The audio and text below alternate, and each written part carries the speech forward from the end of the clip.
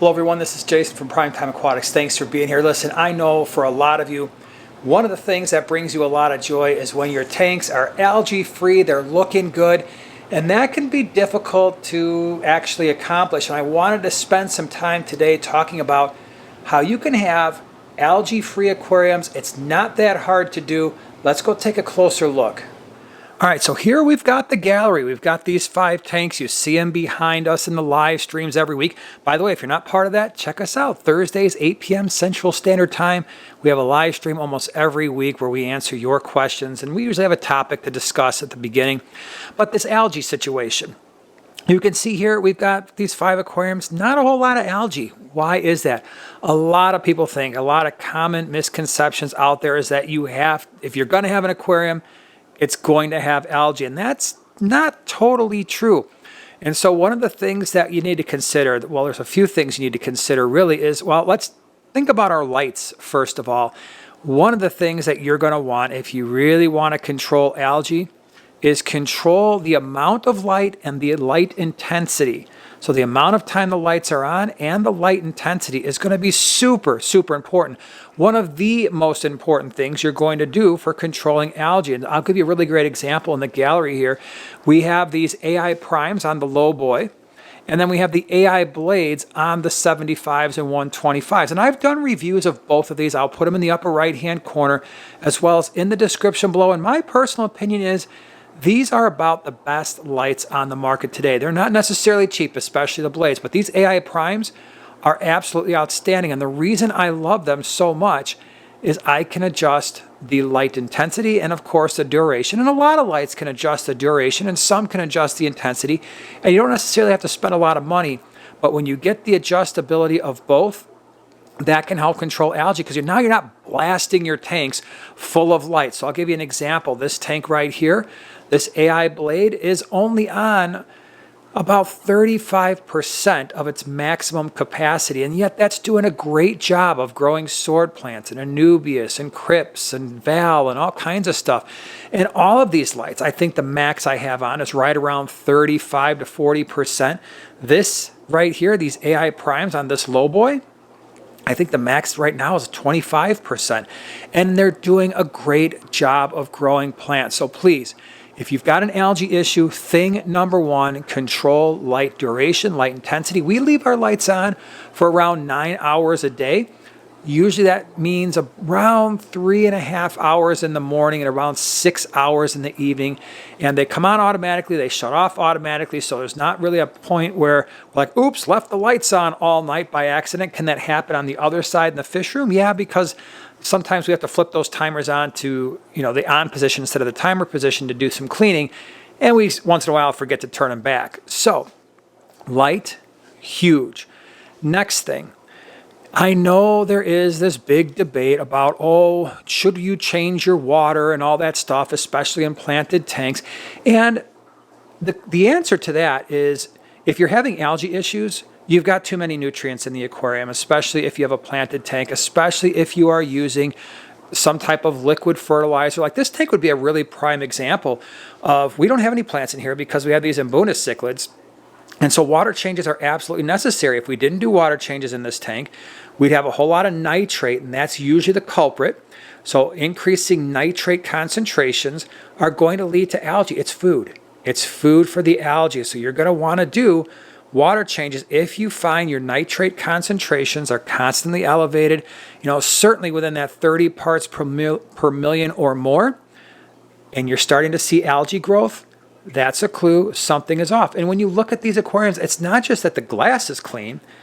Look at the wood, look at the rocks, look at the substrate, the back of the tank, the sides of the tank. I'm not getting in there scraping a bunch of algae, especially in the backs of these tanks. That would be impossible. So why do we not have a ton of algae in these aquariums? Well, we've done the light situation, but we're also testing nitrate concentrations. You don't have to do that every week. But it does help to, especially in the beginning, once you've got all of your fish in, to figure out, okay, well, how much do I have to change to keep my target concentration certainly at less than 30 parts per million. We try to actually go about 20 parts per million. Once you have that, then okay, well, I've got to do a 25% or a 30%, or maybe you don't have to do that every week. Maybe it's every other week where you're doing a 15%. And for some of you, you might have a heavily planted tank like this low boy here, super heavily planted, not a lot of fish. Guess what? We can get away with about a 10% water change every couple of weeks. If that works out perfectly fine. In the Mbuna tank, the water changes have to be more because, again, we don't have any plants. We've got a fairly heavily stocked tank with fish that love to eat.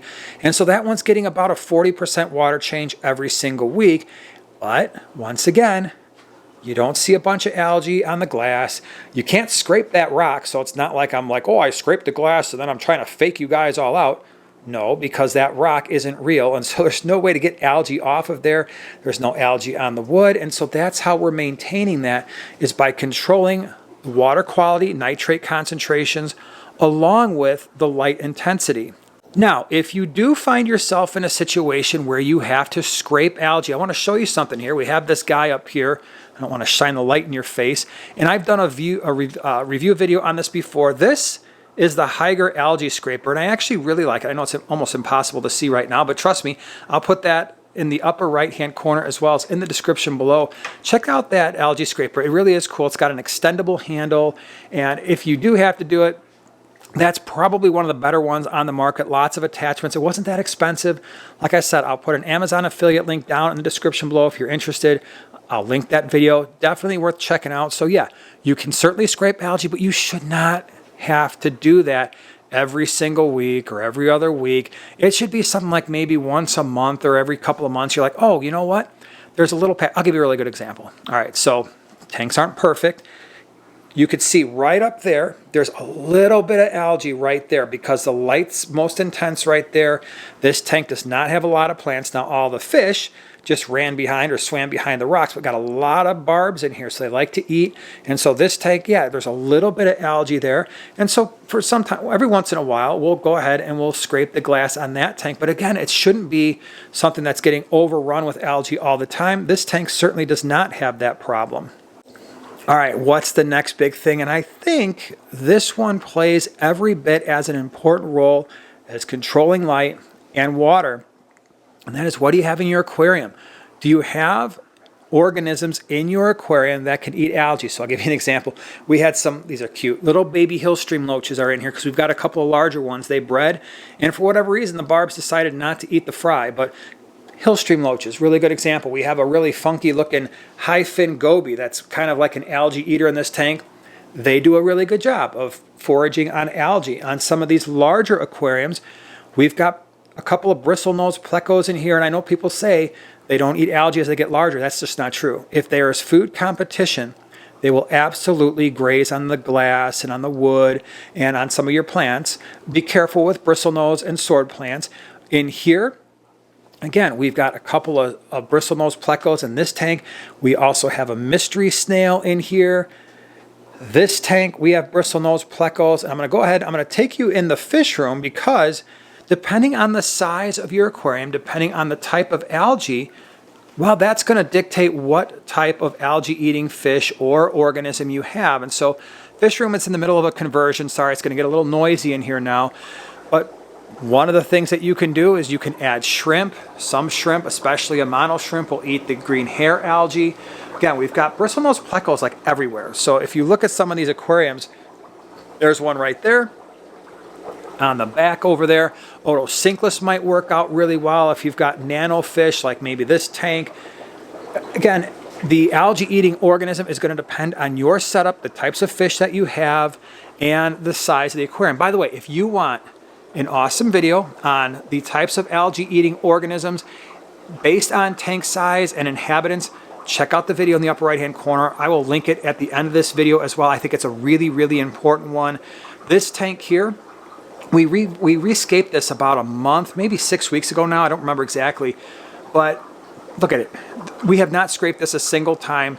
We've got a couple bristlenose in here, and between the bristlenose, controlling algae, and the plants, we've got a really good situation here. And so again, if you're tired of scraping glass, plants are awesome, right? So the plants are awesome because they're going to compete with algae for nitrate and other nutrients. And so that's going to really help you as well so that you're not having to scrape the glass. One other thing, and this is big.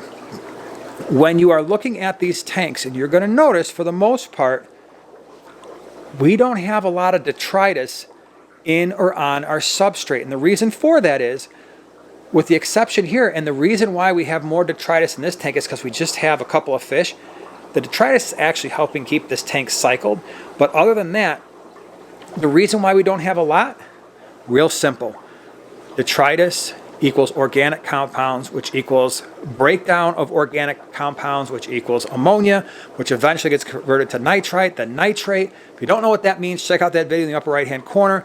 But that will lead to algae as well. So if your substrate is an absolute mess, especially if you have gravel, you could very well have an algae issue because you just got too much garbage and too much organic compounds and fish waste and uneaten food in the substrate itself.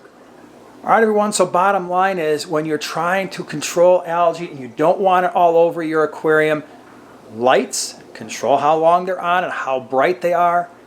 You can do some algae scraping, but water quality is going to be huge. Keep those nitrates low and find some algae-eating organisms that will help assist. But make sure if you don't have a lot of algae or they eat it all, you're going to have to feed those fish or those snails or shrimp because otherwise they're going to starve once they eat all the algae in your aquarium.